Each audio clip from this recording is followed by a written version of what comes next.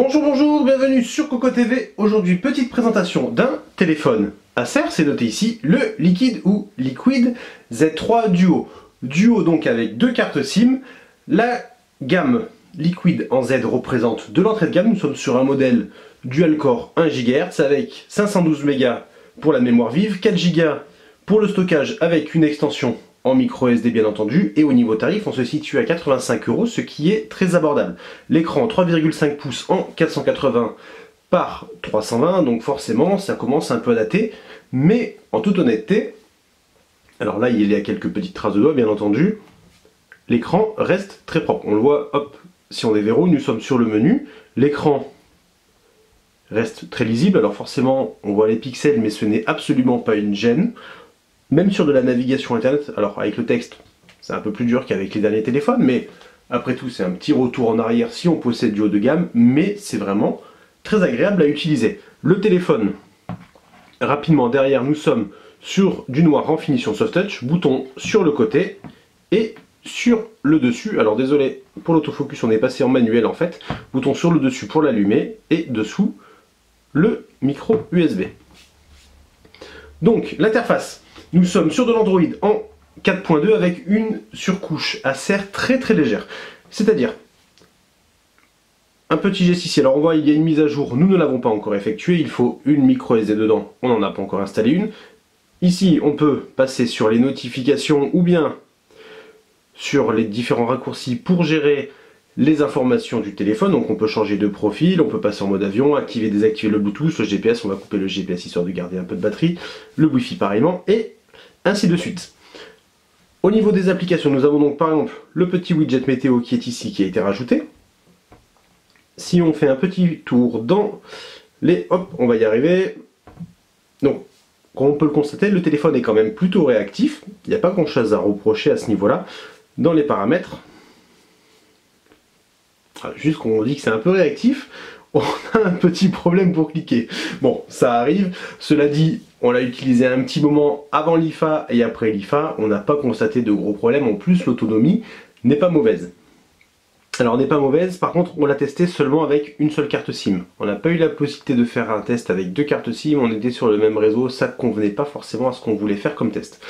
Donc, on va surtout présenter le petit plus qui a été apporté par Acer au niveau du téléphone. C'est ce qu'on appelle le mode rapide. Nous avons le mode de base, le mode senior, mode clavier, mode classique, le mode par défaut et le code PIN. Donc le mode par défaut, c'est Android, presque sans surcouche on va dire. Le mode de base, on clique dessus. Voilà une nouvelle interface pour le téléphone avec des raccourcis pour des contacts, un accès aux SMS, aux emails et ainsi de suite. Ensuite, alors le code PIN, on a dû mettre 4x0 normalement.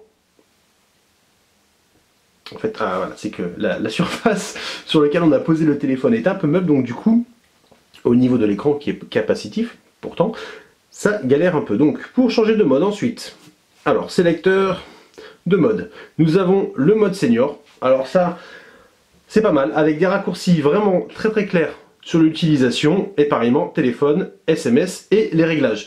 À la rigueur, le mode de base et le mode senior, ça aurait pu être peut-être la même chose, sauf que sur le base, on met plus en avant les contacts que les fonctionnalités du téléphone. On retourne dans les paramètres. Alors toujours cette petite protection pour y accéder. Donc là, on voit, nous avons un menu quand même complètement différent de ce que nous avons habituellement. Alors désolé, j'ai le doigt qui glisse un peu et du coup... qui bloque au niveau du téléphone et qui active et désactive directement les fonctionnalités. Et là, au niveau du menu, nous avons, tout a été refait. Le Wi-Fi, le volume, on va y arriver. L'extinction automatique du téléphone, c'est très pratique aussi. Là, nous avons la partie pour le son. Alors, voilà, le sélecteur est ici.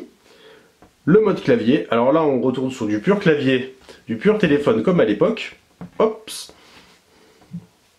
Voilà, on est bloqué en fait, on peut juste directement passer les appels.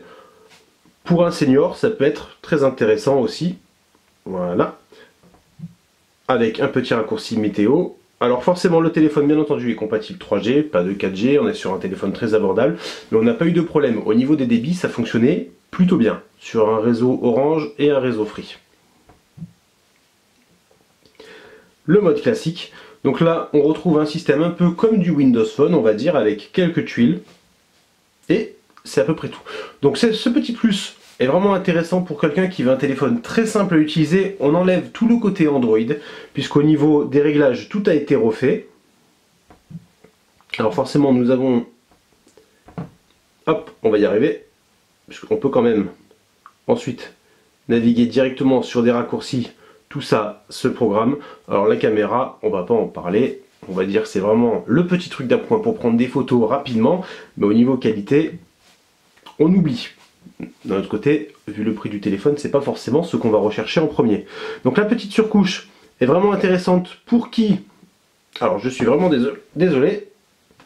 On met pas du tout en avant le téléphone au niveau du clic. Pourtant, ça marchait très bien quand on faisait les tests dans la rue ou à la ferme. On va repasser sur le mode normal. Alors voilà, on peut aussi sur ce mode changer, décidément on a un peu de mal, changer l'affichage pour utiliser un peu plus le scroll si on veut.